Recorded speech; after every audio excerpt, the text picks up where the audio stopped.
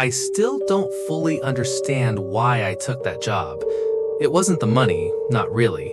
It was just available. A night shift security position at a massive distribution warehouse on the outskirts of town. Quiet place, minimal supervision, mostly just watching cameras and doing hourly patrols.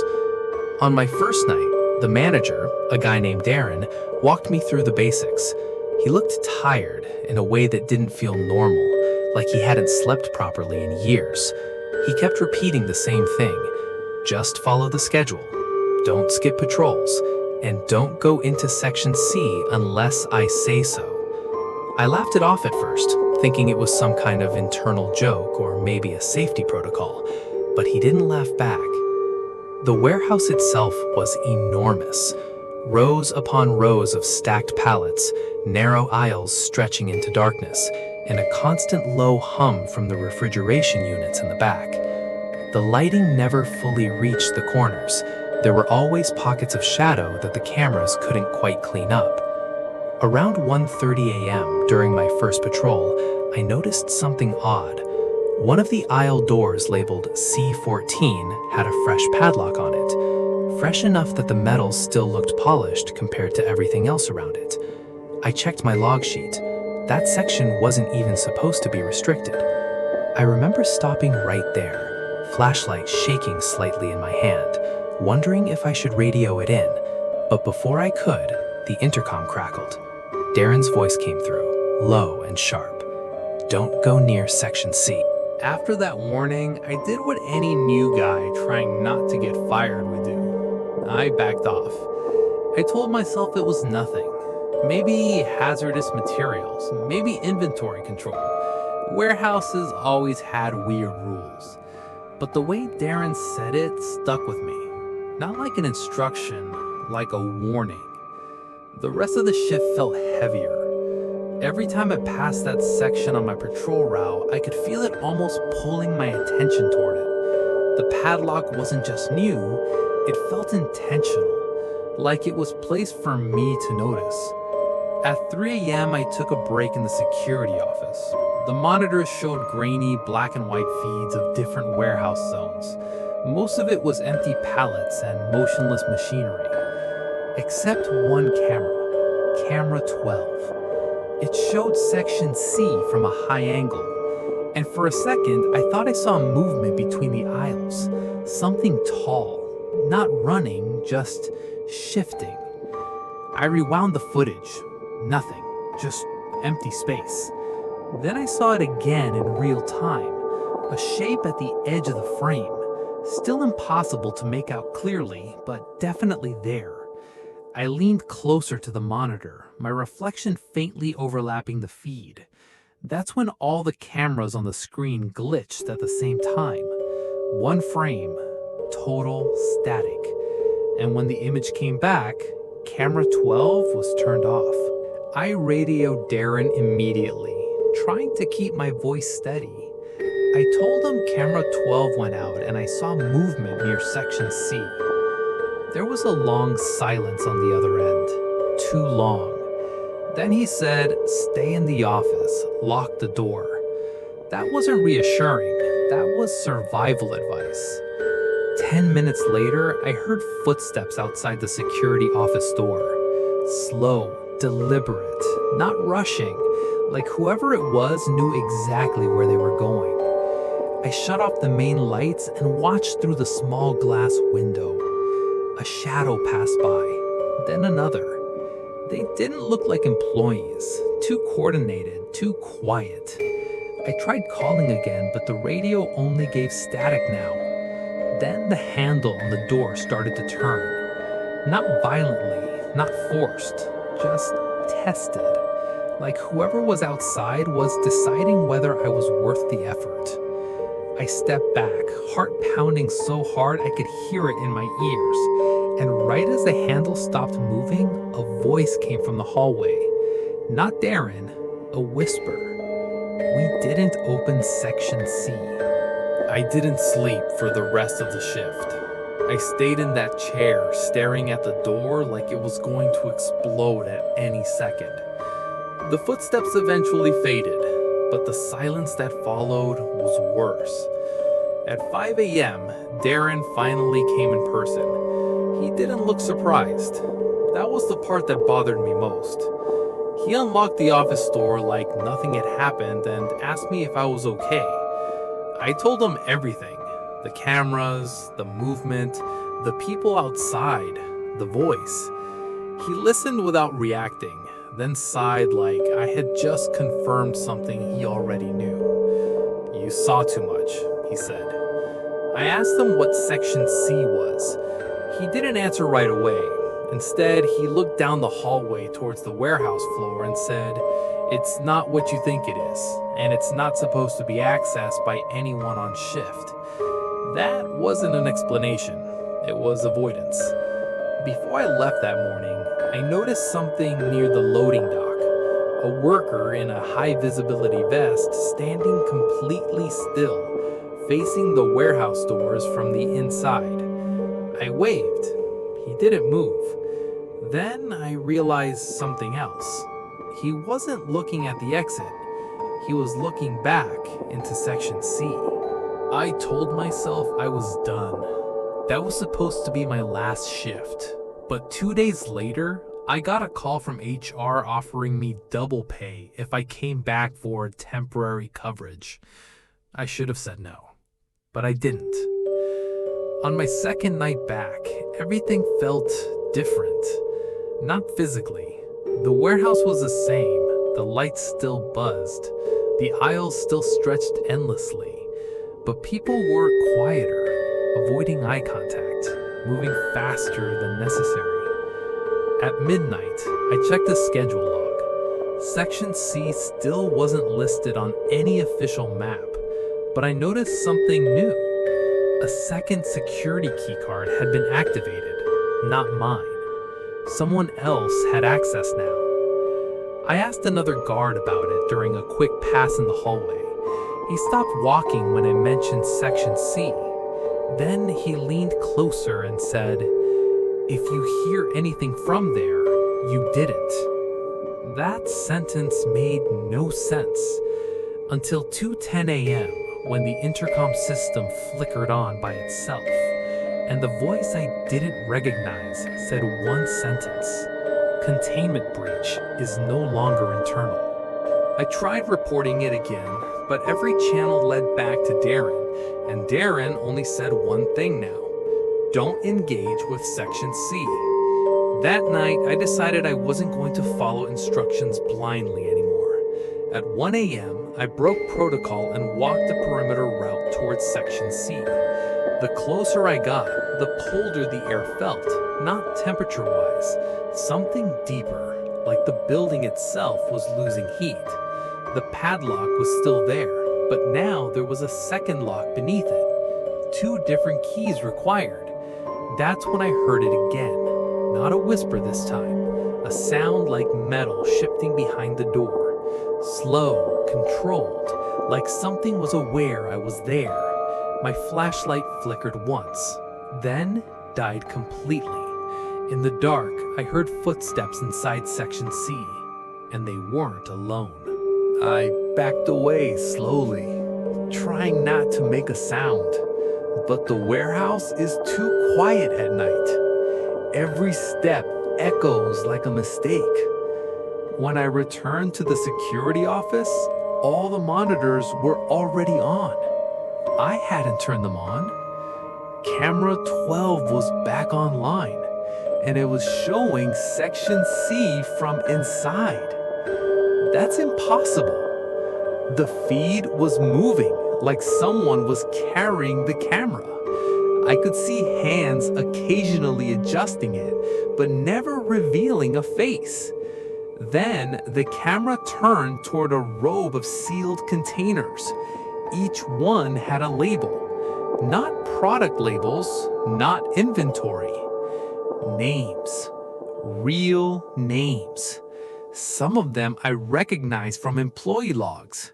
My stomach dropped when I saw one labeled with Darren's name, and below it, a note that simply read, "Supervisor override required." I didn't wait this time. I grabbed my radio and demanded Darren meet me immediately. He arrived within minutes, looking exhausted and irritated instead of afraid. When I showed him the footage, he went completely still. Then he shut the monitor off. That was his answer. I confronted him. I told him I was going to walk out and call the authorities. That's when he finally snapped. "You think this is a normal warehouse?" he said. "You think we store boxes?" He pointed towards Section C. "I don't control it. I contain it." I asked him what it meant. He didn't answer directly. Instead, he said, "People go missing in this town. You ever wonder where they go?" That's when everything started to connect in a way I didn't want it to. The missing workers, the sealed area, the rotating staff every few months, and the silence from everyone who had worked here before me. I asked him one final question. "Is anyone in there right now?" He hesitated. That hesitation told me everything. Before he could answer, alarms went off across the warehouse. Not fire alarms, internal breach alarms. Red light started flashing down the corridors, painting everything in pulses of warning. Darren grabbed my arm and said, "Stay with me." But I pulled away, because for the first time, I heard something from Section C that wasn't mechanical. It sounded like someone knocking from the inside. Slow, patient, like they knew I was finally listening. I ended up running towards Section C, against every instinct I had. Darren shouted after me, but I couldn't hear him over the alarms anymore. The knocking stopped when I got close. Everything went silent. Even the alarms cut out. That silence felt wrong, like the building itself was holding its breath. Then, the second lock clicked. From the inside. The padlock didn't break. It unlocked. And the door started to open, slowly, revealing nothing but darkness thicker than the warehouse itself. And from inside, a voice I recognized perfectly said, "Finally."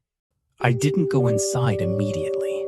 I stood there frozen, watching the darkness inside Section C feel almost dense, like it wasn't just absence of light, but something physically occupying space. Darren caught up behind me, breathing hard. He grabbed my shoulder and tried pulling me back. "Don't," he said, voice cracking. "You don't understand what happens when it opens." I asked him why my voice was in there. He didn't answer. Instead, he said, "Because it learns and it remembers." That sentence made my stomach turn.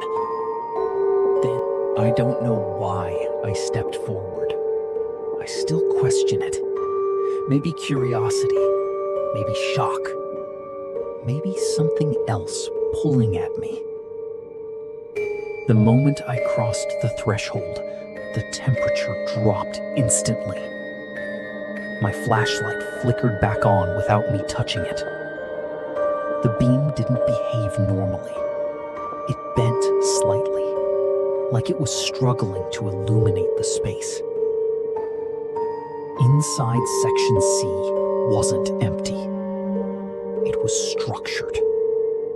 Rows of enclosed compartments lined both sides, stretching far deeper than the warehouse should physically allow. And each compartment had a small window. Behind some of them, I saw silhouettes, standing still, watching. Then one one of them moved closer to the glass, and I realized something horrifying. It wasn't a stranger. It was me. I stumbled backward immediately, slamming into the doorframe. Darren grabbed me and pulled me out before I could process what I saw. The door slammed shut behind us on its own. The locks re-engaged instantly, like nothing had ever happened. But I couldn't unsee it. Darren was shaking now. Not from fear exactly, from exhaustion. Like he had been carrying this for years, alone. "You saw one of them," he said quietly. "One of what?" I asked. Back in the office, I demanded every explanation he had. And for the first time, Darren gave me something close to the truth. He said Section C wasn't a storage area. It was a system. One that didn't just contain people. It replicated them.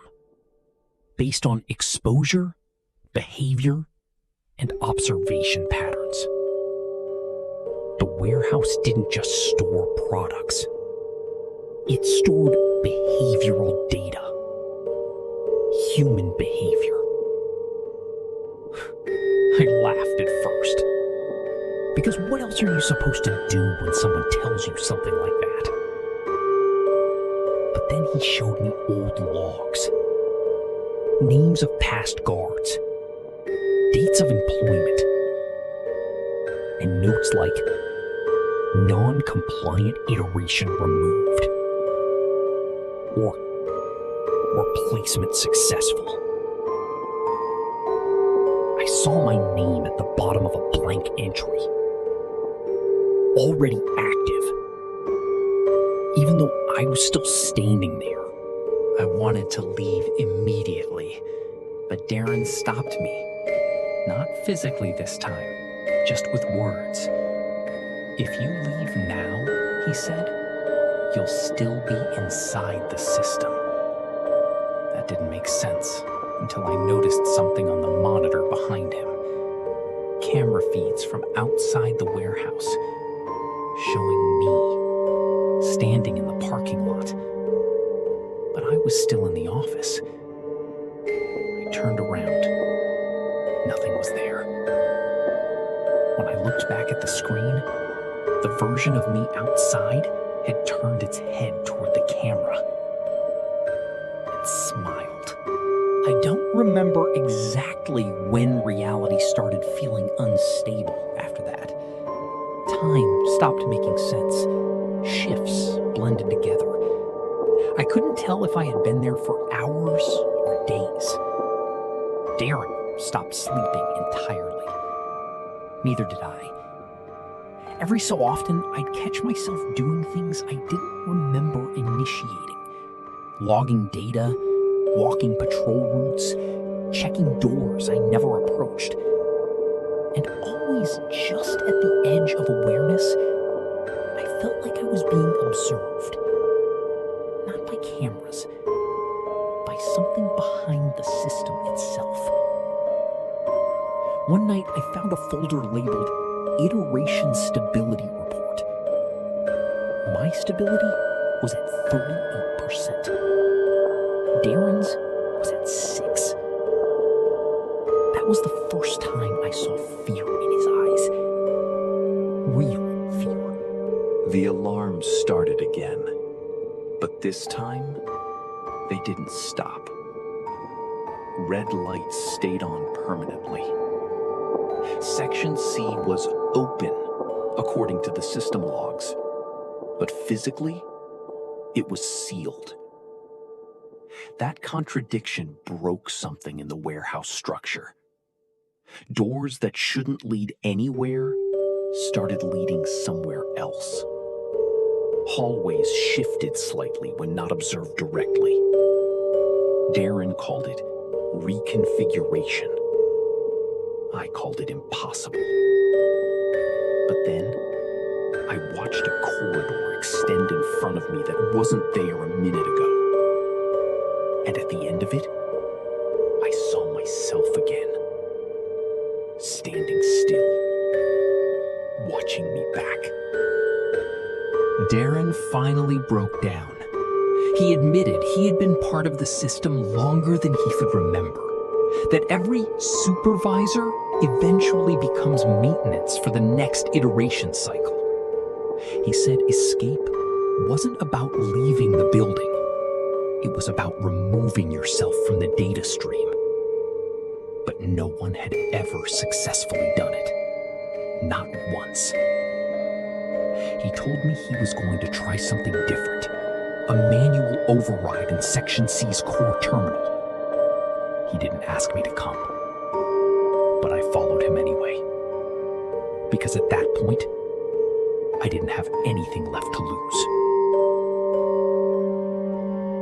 The core terminal wasn't in Section C. It was below it, behind a maintenance stairwell that didn't appear on any blueprint. The air down there felt wrong, like it was processed, filtered too many times. Darren entered the override sequence.